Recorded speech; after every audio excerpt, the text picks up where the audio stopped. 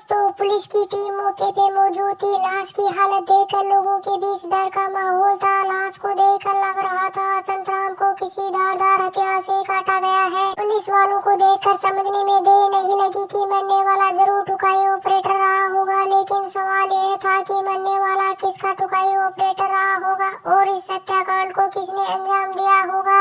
Police ने हत्याकांड का खुलासा करते हुए हत्यारे का नाम बताया तो वहाँ मौजूद लोगों के पैरों तले जमीन खिसक गई। आखिर एक छोटे से होल के चक्कर में कोई अपना इतना बेरहम कैसे बन सकता है। दोस्तों, झड़ती जवानी और हवस की यह कहानी मध्य प्रदेश के बड़वानी से सामने आई है। यहाँ का रहने वाला तुल्लाराम अपनी पत्नी और 2 बच्चों के साथ खुशहाल जिंदगी जी रहा था, लेकिन उस बेचारे को क्या पता था कि उसकी जिंदगी में हवस नाम की दीमक लग चुकी है।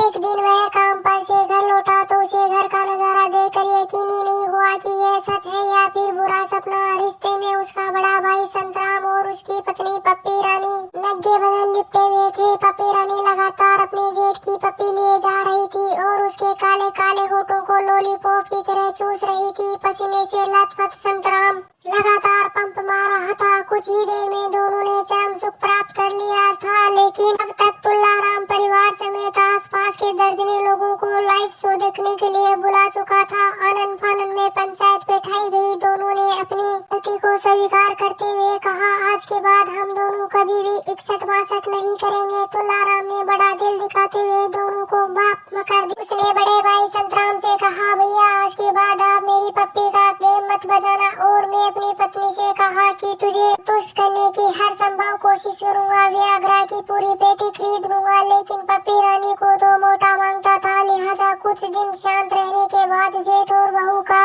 प्रोग्राम फिर चालू हो गया। एक दिन फिर से तुल्लाराम ने इन दोनों को करते हुए देख लिया तो वह गुस्से में आग बबूला हो गया था। उसने दोनों को नंगे बदन पेलना शुरू कर दिया, लेकिन कुछ ही देर में ये दोनों तुल्लाराम पर भारी पड़ गए। तब तुल्लाराम को लगा कि ये दोनों पागल हो चुके हैं, उसे मौत के घाट उतार देंगे, तो वह इन दोनों से अपनी जान की भीख मांगने लगा। बोला, मुझे छोड़ दो, तुमको जैसे करना है वैसे करो, ऊपर नीचे चारों तरफ से करो। मैं तुम्हें व्याग्रा की पूरी पेटी भी फ्री में दे दूंगा, मेरी जान बख्श दो। जब हाई कोर्ट से हरी झंडी मिल गई तो ये दोनों बेखौफ होकर करने लगे। बाहर तुल्लाराम खटिया में सोया रहता था और अंदर संतराम अपनी पत्नी को गोली बनाकर ले रहा होता था। ये देखकर धीरे धीरे तुल्लाराम प्रतिशोध की आग में जलने लगा। एक दिन पप्पी रानी सारे कपड़े उतार कर अपने ऑपरेटर का इंतजार कर रही थी। रात के 1 बजे तक भी जब संतराम टुकाई सेंटर नहीं पहुंचा तो तुल्लाराम समझ गया कि आज भाई ड्यूटी पर क्यों नहीं आया है।